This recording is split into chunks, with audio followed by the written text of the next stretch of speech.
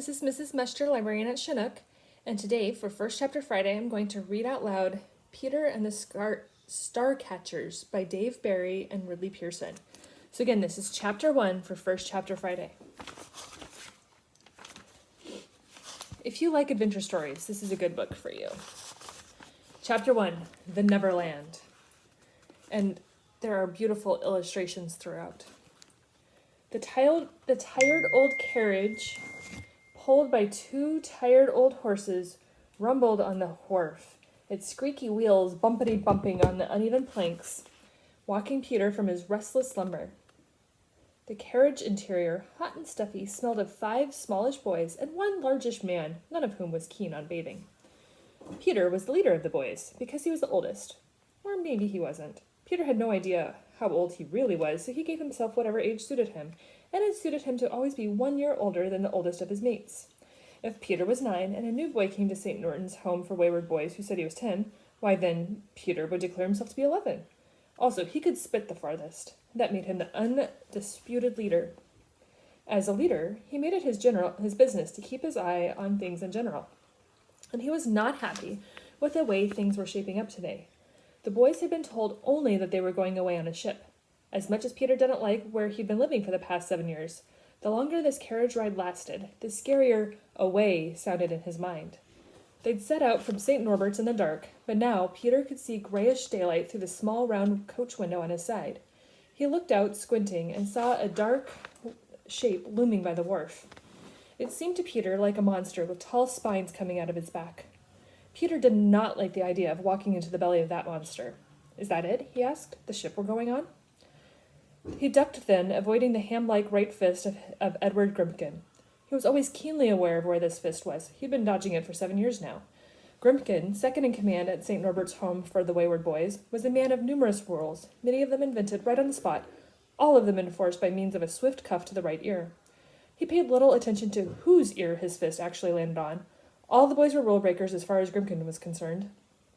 This time, the fist clipped an ear belonging to a boy named Thomas, who had been slumped, half asleep, in the carriage next to the ducking Peter. "Ow!" said Thomas. "Do not end a sentence with a preposition," said Mr. Grimkin, who was also the grammar teacher at St. Norbert's. "But I didn't—" "Ow!" said Thomas, again being cuffed by a second time by Grimkin, who had a strict rule against backtalk. For a moment, the carriage was silent, except for the bumpity-bump. Then Peter tried again. "Sir," he said, "is that our ship?" He kept an eye on the fist in case ship turned out to be a preposition. Peter was thinking about trying to run away, but he didn't know if that was possible, to run from away. In any event, he didn't see much opportunity for escape. There were sailors and dockhands everywhere, carts and carriages. Near the back of the ship, fancily dressed people boarded via a ramp with a rope handrail. Toward the bow, some pigs and a cow were being led up a steep plank, followed by commoners dressed more like Peter and his friends. Grimkin glanced around the round window and grinned, but not in a pleasant way. There wasn't a pleasant bone in his body. "Yes, that's your ship," he said. "The Neverland." "What's Neverland?" said a boy named Prentice, who was fairly new to the orphanage, and thus did not see the fist until it hit his ear. "Ow!" he said.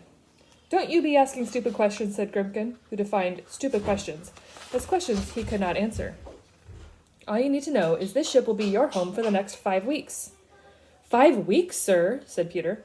"If you're lucky," said Grimkin, leaning out of the carriage now to study the sky. "If a storm doesn't blow you halfway to hell," he smiled again. "Or worse." "Worse than hell, sir?" inquired James. He means if the ship sinks," said Tubby Ted, who had a gift for looking on the dark side, "and we wind up in the sea, swimming for our lives." "But I can't swim," said James. "None of us can swim." "I can swim," Tubby said, declared proudly. "You can float," corrected Peter. Even Grimkin cracked a smile at that, yellow tooth stumps showing through chapped lips. Peter looked down at the wharf and saw a much nicer-looking and bigger ship, painting a shiny black. Its crew wore uniforms, unlike that of the Neverland. It, too, was being loaded and seemed ready to set sail. If it came down to choosing between 2 ships... "It doesn't matter," said Grimkin brightly, his mood improving. "Swim, sink, float. The sharks will take care of all you boys before you get a chance to drown." "Sharks?" said James. "Big fish with lots of teeth," said Tubby Ted. "They eat people." What if there's no people in the sea, said Thomas. What do the sharks eat then? Whales, said Tubby Ted. But they like people better, and there's plenty of people in the sea. Ships is always going down. I heard about one. Ow! That's enough of your jabber, said Grumpkin, who had a rule against too much jabber. The carriage pulled to a stop beside the ship. As Grumpkin and the boys climbed out, a thick, bald man in a grimy officer's uniform thumped down the gangplank and approached the carriage. You Grumpkin, he said. I am, said Grumpkin, and you are? Slank, William Slank, first officer, second in command of the Neverland. The man made a face as if he'd just bitten into a rancid prune. It occurred to Peter that Slank didn't like being second in anything. These are the orphans, then. They are, said Grumpkin, and you're welcome to them. I don't care for boys, observed Slank.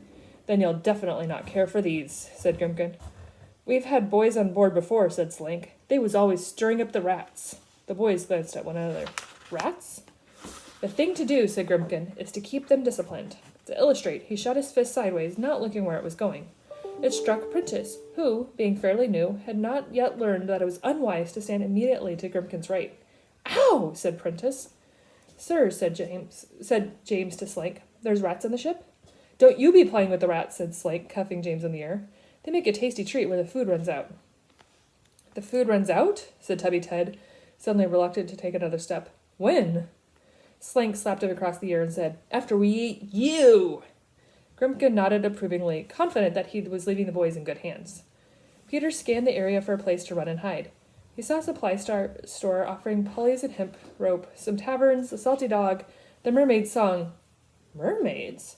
Peter wondered. But everywhere he looked, there were sailors and dock workers, rough men with rough hands. He wouldn't get 10 paces before one of them would collar him, if Slank didn't collar him first. I'll be getting back to St. Norbert's, said Grumpkin. He turned towards the coach, paused for a moment, then turned back and said, You boys better watch out for yourselves. In 7 years, that was the nicest thing Peter had ever heard Grumpkin say. All right, said Slank as Grumpkin turned back to the coach. You boys get on board. We're waiting for one more piece of cargo, and then we cast off. Peter eyed the nicer ship on the wharf. Some soldiers were approaching it, carrying rifles with bayonets. The soldiers wore crisp blue uniforms and black, shiny boots. They walked on either side of a horse-drawn cart that carried a single trunk, black, done all around with chains and padlocks. The boys hesitated, taking their first good look at the Neverland. It wasn't as big as they'd hoped, and it looked old and poorly kept. Frayed ropes, peeling paint, barnacles, and green slime covering the hull from the waterline. Get a move on, said Slank. I can't swim, whispered James. We'll be all right, said Peter. It can't be worse than St. Norbert's. Yes, it can, said Tubby Ted. The food runs out. Sharks, Thomas reminded him. Rats. We'll be all right, repeated Peter.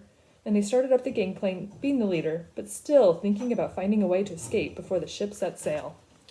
This is Peter and the Starcatchers by Dave Barry.